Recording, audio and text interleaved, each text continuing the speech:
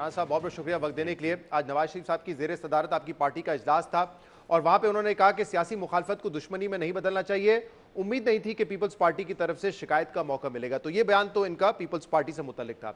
लेकिन 2 रोज पहले जो आज़ादी की तकरीब थी उसमें शहबाज शरीफ साहब वज़ीर आज़म ने यह कहा कि सियासी इत्तेहाद की ज़रूरत पर जोर देते हुए उन्होंने कहा कि इख्तिलाफ राय बुनियादी हक है, लेकिन अगर इख्तिलाफ को दुश्मनी में तब्दील किया जाए तो कौमी ताकत कमजोरी में बदल जाती है।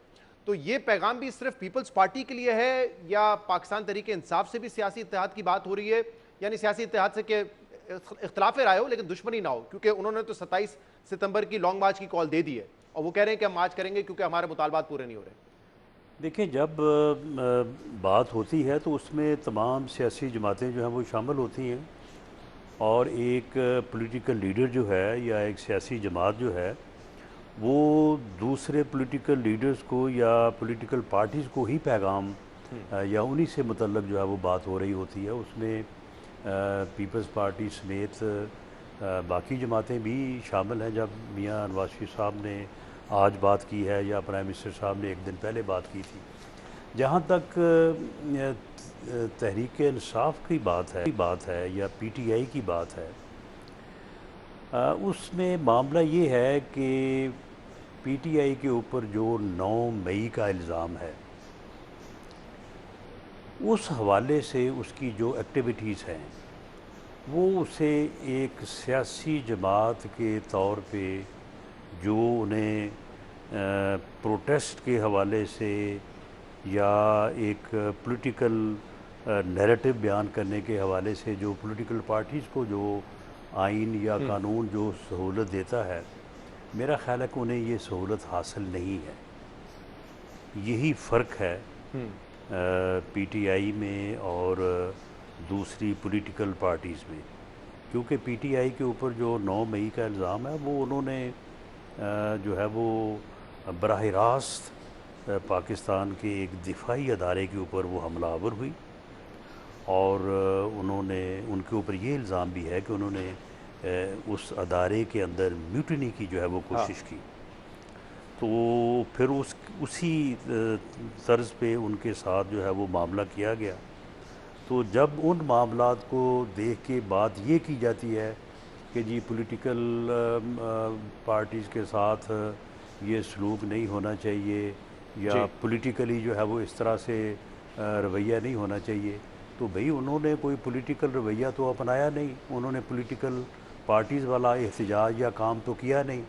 जब वो रोज़ उठते हैं और आगे इस्लामाबाद के ऊपर हमलावर हो जाते हैं तो ये पॉलिटिकल पार्टीज वाला काम है। राणा साहब, उनका ये कहना है कि ये जो हमसे डिमांड की जाती है कि अपना रवैया तब्दील करें और सियासी रवैया रखें, तो वो कह रहे हैं कि 2024 नवंबर के बाद हमने कोई एहतजाज नहीं किया, अपने केपी में जो जलसे किए वही किए। मैं तो नवंबर 2024 में जो उन्होंने एहतजाज किया था वो कोई सियासी जमात वाला एहतजाज, उनका नुक्ता नजर ये, लेकिन उसके बाद से 2 साल तक हमने कोई एहतजाज नहीं किया और फिर भी 8 माह से इमरान खान से हमारी मुलाकात नहीं हो रही। हम तो फिर अब रिवायती सियासत कर रहे हैं, जो सियासत आप कहते थे कि तब्दील करें, तो फिर भी हमें कोई फायदा नहीं हो रहा। जो एक कैदी के हुकूक हैं वो भी नहीं मिल रहे उनको, तो फिर हम क्या करें? एहतजाज ना करें तो नहीं। तो वो कैदी के हकूक़ जो है वो उनको अगर वो नहीं मिल रहे तो वो उन्हें अदालतों के ज़रिए से चाराजोई करनी चाहिए। और एक कैदी के जो हकूक़ उनको नहीं मिल रहे तो उनको मालूम नहीं है कि उन्होंने इन मुलाकातों को जो है, अगर देखें ना, एक अगर राइट है आपका तो राइट जो है वो उसके अगेंस्ट एक ऑब्लिगेशन भी है, एक ज़िम्मेदारी भी है। अगर एक मुलाकात का एक कैदी को हक़ है तो उस मुलाकात में उस कैदी ने वो मुलाकात में किन रूल्स, किन रेगुलेशन, ज़ाब्तों का एहतराम करना है, वो भी उसकी ज़िम्मेदारी है। अगर आप उन मुलाकातों के ज़रिए से पाकिस्तान के जो है वो दिफा के ऊपर या पाकिस्तान की सालमियत के ऊपर इस किस्म का प्रोपेगेंडा जनरेट करें, इस किस्म की जो है वो आप बैरून मुल्क भी और अंदरून मुल्क भी जो है वो आप इस किस्म का मवाद जो है वो क्रिएट करें, तो फिर उसके बाद अगर उसके ऊपर पाबंदी लगे तो फिर आपको मालूम होना चाहिए कि वो पाबंदी क्यों लगी है। अगर उसको आप चैलेंज करना चाहते हो अदालत में चैलेंज करें। सेरा साहब, इस वक्त एक और मौजू जो है वो सियासी इंतजामी बहस का बना हुआ है और वो है कि क्या मुल्क में नए सूबे बनने चाहिए तो कितने सूबे बने, कब बने, कैसे कंसेंसस हो। और पहले ये मोहसिन नकवी साहब ने बात की थी, डीजी आईएसपीआर साहब ने भी कहा गवर्नेंस बेहतर करने की जरूरत है।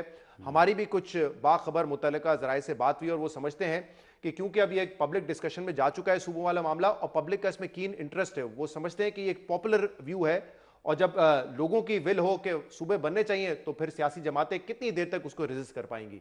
तो जरा बताइएगा, आप लोगों आपने मेरे पिछले इंटरव्यू में कहा था कि हम इस पे पार्टी गौर करेगी, तो कोई गौर शुरू हुआ है, कोई बातचीत हुई है इस पर? देखिए, इस बारे में कोई ऐसा कोई अपना कोई प्लान या कोई मंसूबा कि जी कितने अब पहले तो यही नहीं पता चल रहा कि सूबे कितने होने चाहिए। कोई 12 कह रहा है, कोई 32 कह रहा है, कोई 20 कह रहा है। फिर उन सूबों का क्या तरीक़ाकार होगा? क्या उन सूबों को गवर्नर जो है वो रन करेगा या कंट्रोल करेगा, या वहाँ पे हर सूबे में एक असम्बली होगी, हर सूबे में एक चीफ मिनिस्टर होगा, हर सूबे में बाज़ाहिर तो यही लगता है इसमें इख्तलाफ होगा, हर सूबे में एक कैबिनेट होगी, और वो सूबा जो है वो एक डिस्ट्रिक्ट या डिवीज़न के बराबर होगा। तो ये सारी चीज़ें जो हैं वे जब तक ऑन टेबल नहीं होती तो इसके ऊपर एक प्रॉपर मौसर डिस्कशन तो नहीं हो सकती। ऑन टेबल कब आएगी? क्योंकि 5 वफाकी वज़रा, कौन लाएगा? मैं बताता हूँ, 5 वफाकी वज़रा आपकी काबीना में ही है, आप समेत मुस्तफ़ा कमाल, खालिद मकबूल सिद्दीकी, मोहसिन नकवी, अलीम खान, ये बार बार बात कर रहे हैं इस पे। अलीम खान साहब ने आज भी ये कहा है कि ये कौमी मसला है, नए सूबों को मसलहत या सियासत की भेंट नहीं चढ़ना चाहिए। कोई शक नहीं कि मौजूदा हालात मुल्क भर में खान साहब ने नए वर्किंग ऑर्डर के मुतकादी हैं। सर ये जुमला सुन लें, वो कह रहे हैं कि सियासतदान जिम्मेदारियां निभाते हुए नए सूबों की ओनरशिप लें, अपनी चौधराहट बचाने के बजाय अवाम के मसाइल का सोचना होगा। तो चलें, वो अलीम खान साहब ने कोई सूबों से मुतल्लक कोई मंसूबा पेश किया है, कोई डॉक्यूमेंट वो उन्होंने पेश किया है कि अगर देखें ना, ये कोई इस तरह से सिर्फ पॉडकास्ट करने से, एक टॉक शो में डिस्कस करने से, एक मिनिस्टर साहब के बयान देने से तो सूबे नहीं बन जाएंगे।